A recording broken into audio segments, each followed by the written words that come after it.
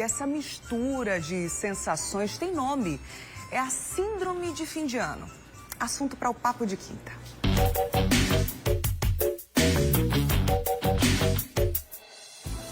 Aqui no estúdio, para conversar com a gente sobre esse assunto, eu recebo o psicólogo Ranieri Brito. Bom dia, Ranieri, seja bem-vindo. Obrigado mais uma vez, estamos por aqui, né? Pois é, você viu aí que a nossa participante, nossa telespectadora, já disse, né? Ainda bem que nós temos um especialista, um profissional da área para ajudar a gente nessa missão. E você que está em casa? Para o Papo de Quinta ficar completo, claro que eu conto com a sua participação sempre, né? Como é que você se sente nessa reta final do ano? Bate aquela angústia ou, pelo contrário, você fica mais alegre, mais eufórico? O que é que você quer saber, hein? Compartilha aí comigo. Manda sua mensagem no WhatsApp do Mulher Demais, é o 991050400. Eu, particularmente, nunca tinha ouvido falar dessa denominação. Já tinha ouvido algumas pessoas dizendo que ficam mais angustiadas, até mais tristes mesmo nessa época do ano, mas síndrome de fim de ano. O que é isso, Ranieri? Síndrome do fim de ano ou dezembrite, ainda tem uma outra denominação, né? Bem, é bem comum, na verdade, a gente escuta muito, principalmente lá no consultório, as pessoas dizem, eu não gosto de dezembro, eu não tenho saco para essas festas, eu tendo a ficar mais triste. E, de fato, né, existe para uma série de pessoas esse sentimento mais melancólico, mais triste, até um pouco depressivo nessa época do ano e, com certeza, está atribuído a uma série de fatores que isso acontece. Pelo motivo que isso vai acontecer. Né? Claro que a gente está falando em um determinado período do ano, né? Então é algo que começa, por exemplo, aí na reta final de novembro, se estende até as festas e depois para?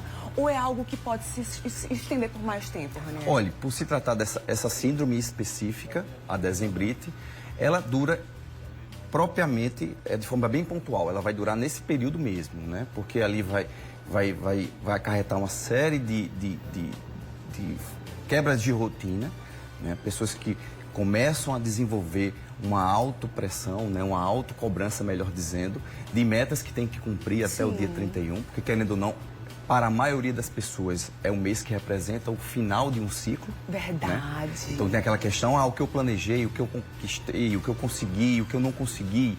Então tem essa correria. Naturalmente tem as festas, né, as confraternizações, e tem pessoas que têm uma facilidade de puxar para si essa responsabilidade, então já puxa também para si toda uma carga de pressão, de ansiedade, né, para organizar esses eventos familiares, entre os amigos, essa correria, presente. Tem uma coisa engraçada que ontem eu estava andando aqui por João Pessoa, e parece que nessa época do ano também, até o trânsito ele fica mais intenso. As pessoas ficam mais numa correria frenética e até o trânsito ele demora mais. Existem mais compromissos, tanto pessoais e também profissionais, por conta justamente desse término de ciclo.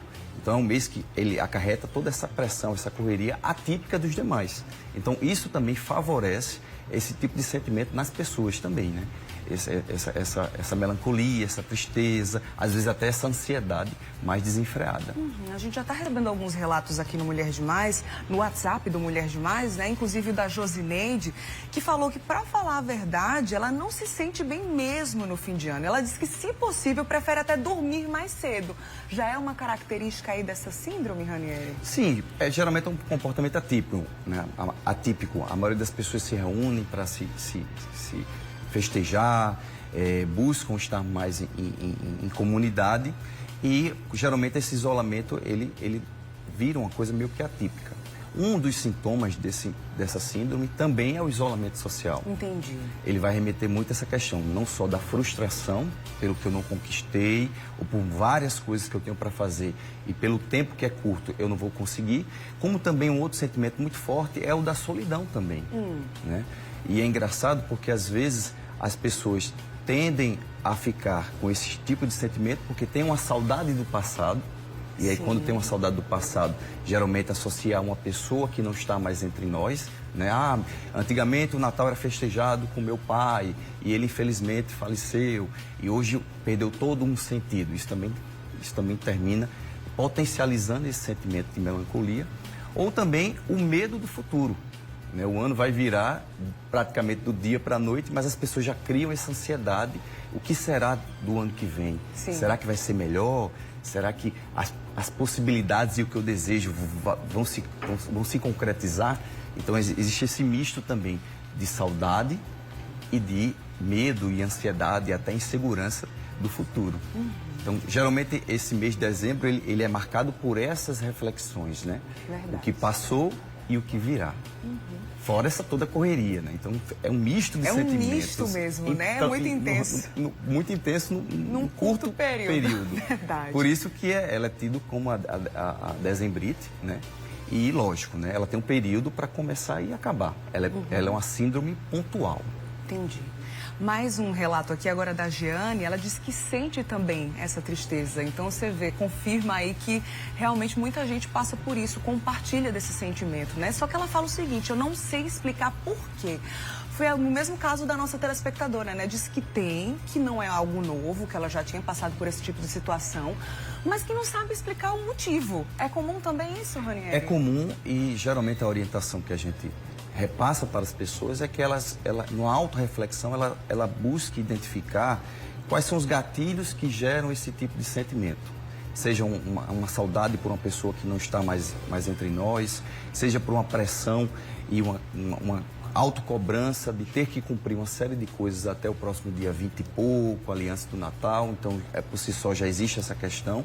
Então começar a identificar quais são os gatilhos que gerarão esse tipo de sentimento, esse tipo de angústia, qualquer que seja, já é um primeiro passo para a pessoa começar também a desenvolver estratégias para diminuir e abrandar esses sintomas. Daniele fala aqui que é uma mistura de ansiedade e felicidade. A gente estava até comentando aqui nos bastidores, antes do programa entrar no ar, que é 8 ou 80 mesmo, né, Ranieri? Ou você está muito feliz, uma expectativa alta para as festas, para ganhar e para dar presentes, ou então você fica mesmo assim nessa bad, num sentimento mesmo de angústia, de melancolia. Como faz para driblar isso? E outra coisa, aproveitando aqui o relato da Daniele, se a síndrome tem algum tipo de diagnóstico, se precisa disso? Olha, ela é caracterizada por ser pontual. Agora, se persistir, vamos supor, passou janeiro, fevereiro e continuar, é importante que se procure a ajuda de um profissional, porque isso já pode se tratar de um outro sintoma, de um outro transtorno, né? Ou esse tipo de síndrome, quando não diagnosticada e até tratada com estratégias terapêuticas, ele pode virar algo recorrente, né? Então, por isso é preciso estar atento, né? Porque às vezes a pessoa pode atribuir e criar uma narrativa de que foi em dezembro, mas foi em dezembro ou já começou já faz uns meses e em dezembro ela se acentuou, ou de fato começou em dezembro e por que se estender tanto até fevereiro e outros meses, né? Então ter essa autoanálise desses sintomas, né, desses sentimentos é importante para você saber que não se trata apenas de algo pontual e sim de uma coisa mais duradoura, e é sim preciso procurar uma ajuda para que isso não fique recorrente. Muita gente confirmando aqui o que você falou sobre o luto. A exemplo da Jaqueline, diz que sempre se sentiu triste nesse período, principalmente depois que a mãe dela morreu. Aí, nesse período, piorou ainda mais. Inclusive, meus sentimentos a você, viu, Jaqueline? Fica mais acentuado esse sentimento de perda, de luto e de saudade, como você falou, né? Sem dúvida. A gente passou por um período recentemente, né? Foi uma pandemia em que ceifou uma série de vidas e que, para muitos, o Natal pós-pandemia também mudou o sentido, né? O que antes era um motivo para reunir toda a família, hoje, para muitas famílias, ali já se percebe a fragmentação de algumas pessoas que não estão mais aqui. Então, para muitos, perdem esse sentido. Antigamente era mais divertido porque quem estava aqui era tio alguma coisa, que ficava fazendo as brincadeiras. Era o meu pai que gostava de fazer a ceia junto com a minha mãe, e ele não está mais aqui. Então, vai perdendo alguns sentidos para as pessoas, e o que é importante é ressignificar isso. Verdade. Né? E aí, lógico, com o tempo, o luto sempre vai, para muitos, por conta desse motivo, vai ficar muito presente, né, esse sentimento de saudade, mas que com o tempo ele com certeza há de se dissipar e aí a pessoa, né, vida que segue, né, trabalhar esse luto também, dando novos sentidos e ressignificando até esse momento do Natal, né? Pois é, o que muita gente, inclusive o Natal, né, tem muito essa questão da família, né? E muita gente acha que comemorar, celebrar, fazer uma ceia, dar presente, se alegrar, vai ser um desrespeito a quem já se foi. como mudar aí essa chavinha e transformar, quem sabe, essa sensação, Ranieri?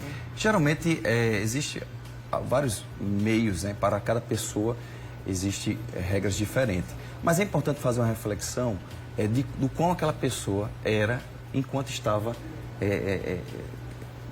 fazendo parte daqueles momentos, né? Se era uma pessoa divertida, sim, ele com certeza, ou ela, né, não gostaria de ver a família triste nesse momento que era tão animado. Então, fazer esse tipo de análise, essa reflexão, talvez até ajude também a dar uma animada, uma reanimada nesses momentos, né? Ah, fulano, ele não está mais entre nós, mas quando ele estava, ele era quem praticamente conduzia essa alegria. Então, vamos fazer desse motivo, né, uma perpetuação ou um momento também especial como ele gostava de ser. Então é bom sempre fazer essas reflexões, porque isso ajuda, inclusive, ao que eu disse há pouco, ressignificar esses momentos, né? Mesmo com aquela pessoa não estando presente fisicamente, né? Mas com certeza deixando muito claro a mensagem que ele gostaria de passar, né? Ou uma virtude que, caso ele estivesse, né, estaria fazendo ali, alegrando ou impactando de alguma forma. Então, essa é uma maneira até de deixar acesa a lembrança daquele querido,